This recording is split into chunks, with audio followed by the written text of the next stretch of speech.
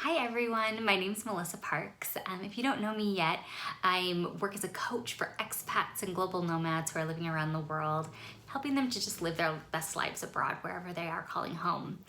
And I have my PhD in clinical and health psychology, so I've been working in the mental health field for some time.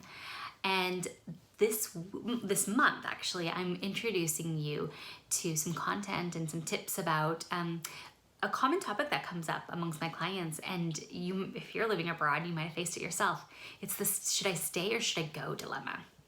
And so that's, that dilemma of like, should I stay where I'm living? Should I move back home? Should I move to a new country altogether?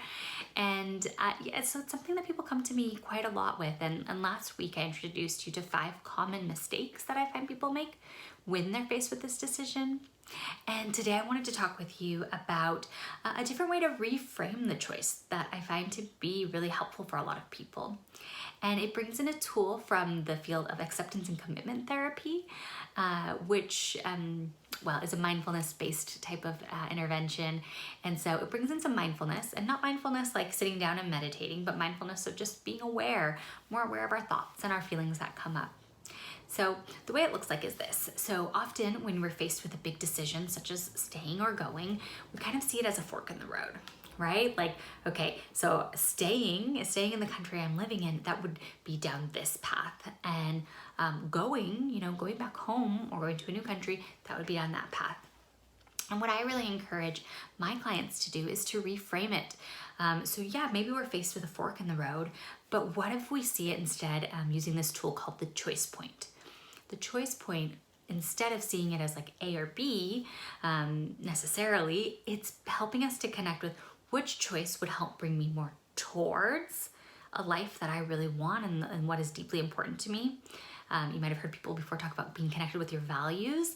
It's kind of like our internal compass, what we want our life to be about, what we want to guide our decisions.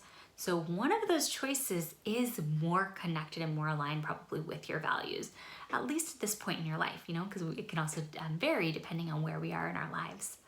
So one of the decisions is going to bring you more towards those values, and one of the decisions is going to be pulling you away from that. And when we get pulled away, it's because we're getting hooked. We're getting hooked by difficult thoughts and difficult feelings, things like expat guilt, things like fears about, what if I make the wrong decision, worries. It could also be things like, just thinking about possible regrets that you might have, thinking about what I should do, how other people would want me to live my life. And also this thing I mentioned in the last week's video of kind of this belief that there's a right decision, that if I just think hard and long and hard about it, I will find that right decision. So all of those things we can think about as things that hook us and kind of try to pull us away from what might be really deeply important to us. Okay, so that's the first step, right? Is just trying to figure out which direction, which of those choices would be down either one of those paths. And even that in itself, it can be challenging. So getting connected with what are my values? What is deeply important? What does my internal compass look like? That's a huge piece of it. And then the next piece is saying, identifying what are those hooks? What are the things that are hooking you and maybe making it difficult to commit to that choice? And of course, you don't want to just be hooked all the time and kind of just have those thoughts swirling around. We also want to give you tools to be able to separate from them or unhook from them as well. So those are kind of the 2 pieces that I work on with clients, is the connecting with values and then learning tools so that they're making those choices guided by their values and not guided by fears and not guided by what other people want their lives to look like. And they can be challenging, but I have some great tools that I share with clients to help them to unhook from those things. So if you're curious to know more, I'd love for you, if you're faced with this dilemma yourself, go ahead and set up a 30-minute call with me and just see, we can talk a little bit more about this, and we can talk more through the choice point and what it might look like to apply it in your life as well.